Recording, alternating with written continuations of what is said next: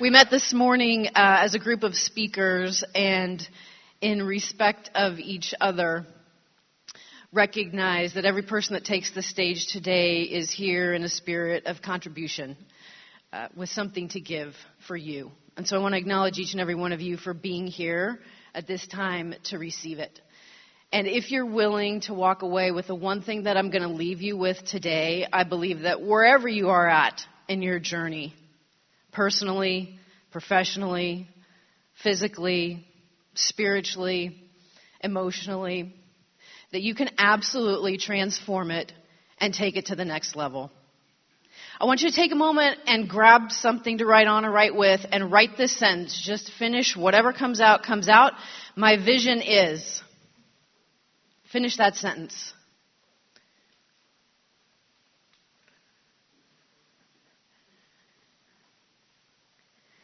Now stop for a moment. How many of you, if I came up to you and asked you, you could tell me exactly right now, in the moment, the answer to that question? A few of you. You see, what you tell yourself and what you tell other people is the future reality that you are speaking into existence. What you tell yourself and what you tell other people is the future reality that you're speaking into existence. And if you're not clear on what your vision is, and you're not telling it to yourself, and you're not telling it to other people, chances are you're getting up every day doing what you know how to do. Over and over and over and over again with maybe little change. And so 3 years of your life can fly by. 10 years of your life can fly by. 30 years of your life can fly by. Your entire life could go by in the absence of a vision and you wondering what happened. And yet, so many times we'll see people speak from stage, we hear the stories, we resonate with those stories, and we might feel sitting in our seats, I know I've felt this at so many events, like, yeah, I get that, and they had a great story, and they had challenges, and they overcame the challenges and the obstacles, but nobody knows what it feels like right now to be me.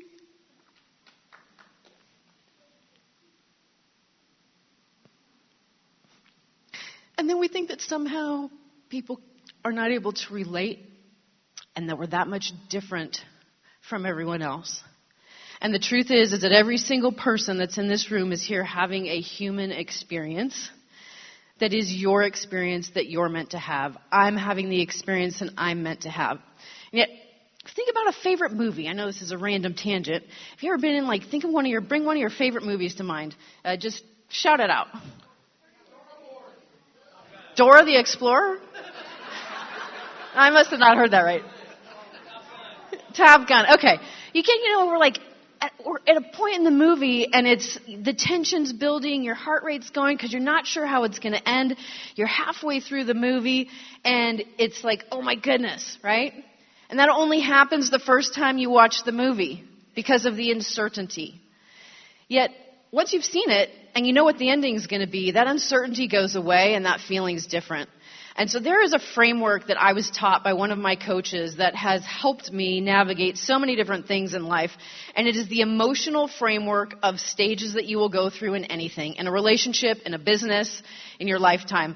That line across the bottom is time. It can be however long it's going to be. But there's 3 main stages. Number 1 is the startup phase. Number 2 is the growth phase.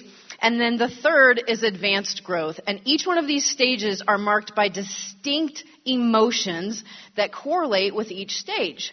So the interesting thing about startup, and if you can think about this in the context of a relationship, maybe even your real estate career, is that you start and it's exciting, it's something new, the energy's fresh, there's a new challenge, a new obstacle, there's this energy of the unknown and that you're learning things and overcoming things.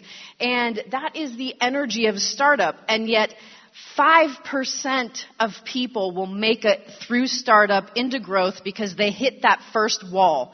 That first wall where they start to question themselves, they get frustrated, they get anxious.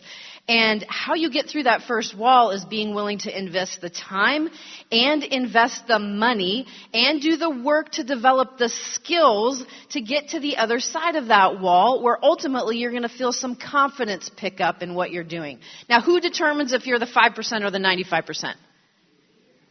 Me? You do.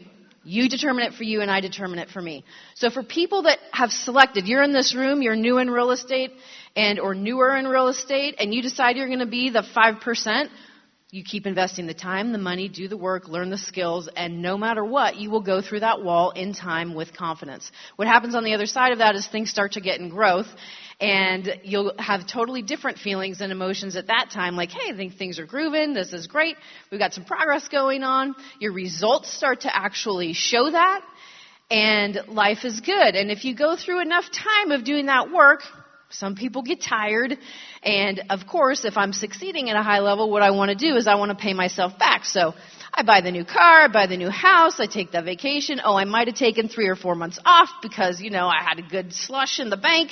And so all of the things that got someone to that stage, they stop doing.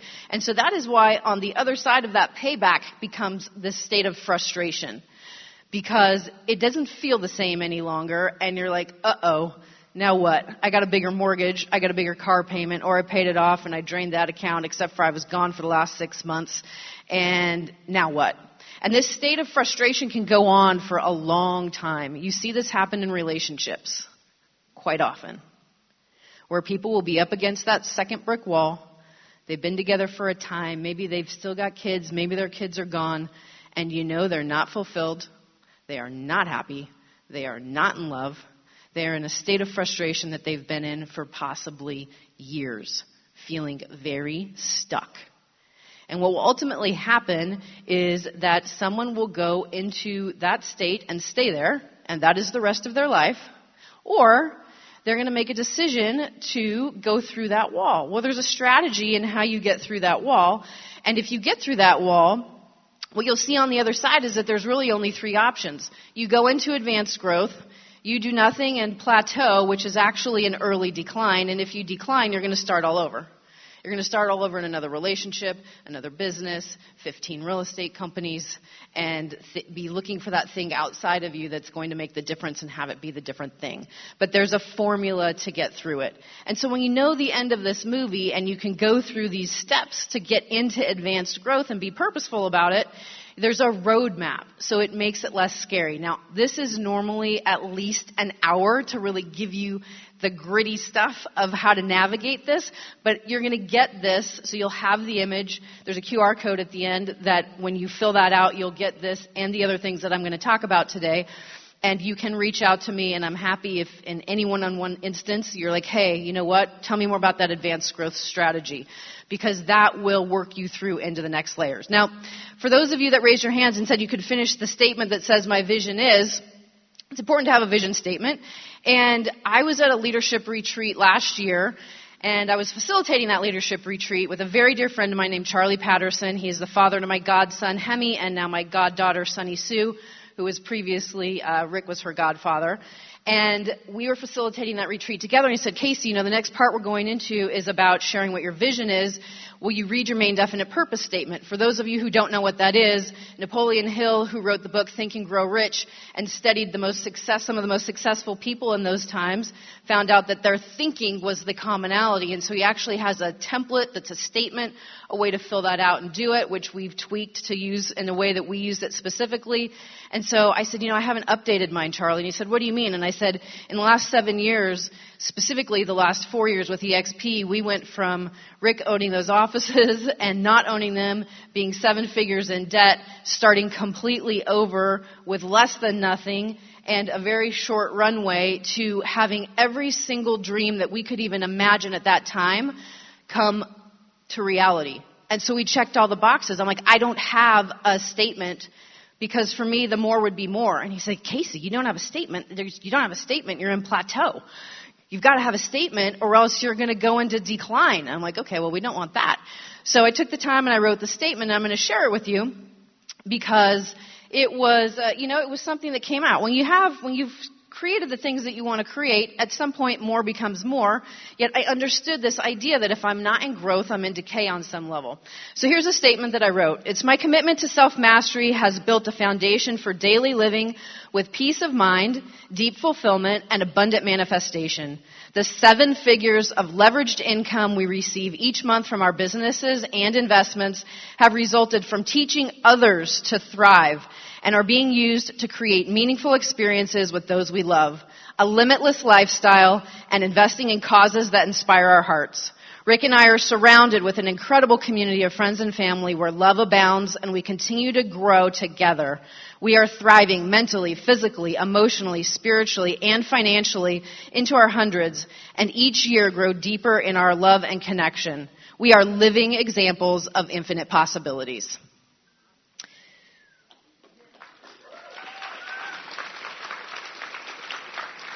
Now, not more than 5 hours later, as that retreat was finishing up, I popped in at 2 minutes to 3 because he was about to jump on his last Zoom for the day. And I was like, hey, hon, just, gave him a hug, kiss, told him I loved him, asked him if he wanted something to drink. I was on a quick break. He's like, no, I'll see you at 3:15 when I'm done. And 8 minutes later, someone said, Casey, Rick needs you. And I ran down to the room, and he grabbed my hand and squeezed it harder than he'd ever squeezed it before. And over the next 5 minutes, I watched him experience his last 5 minutes.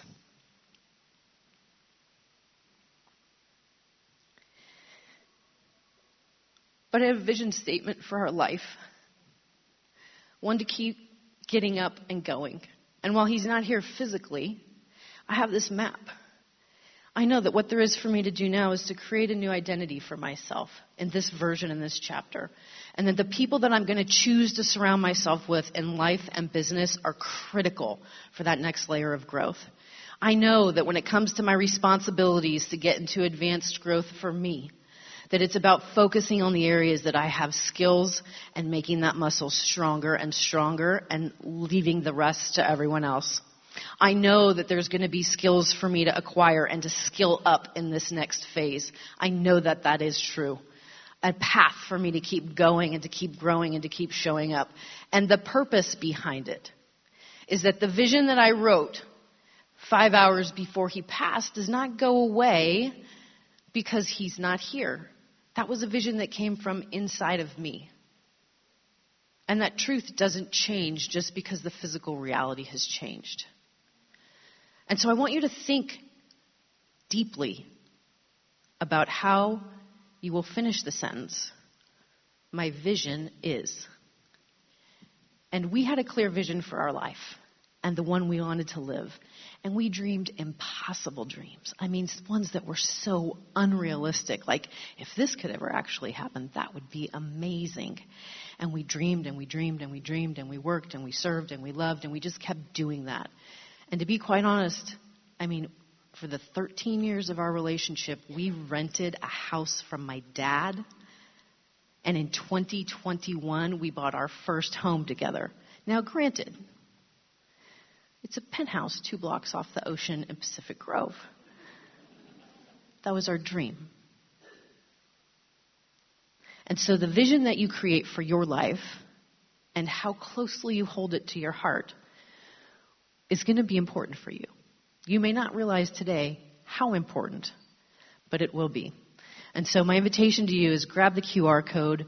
In that QR code, you're going to notice, if you knew Rick, you will see that the tutorial of how to create your statement is filled with capital words that are capitalized all the way through, lots of exclamation points.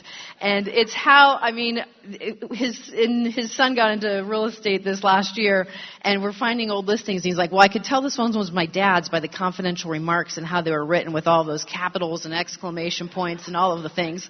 So that's going to be in the tutorial. The template of how to write your statement is there, and the self-confidence formula to align.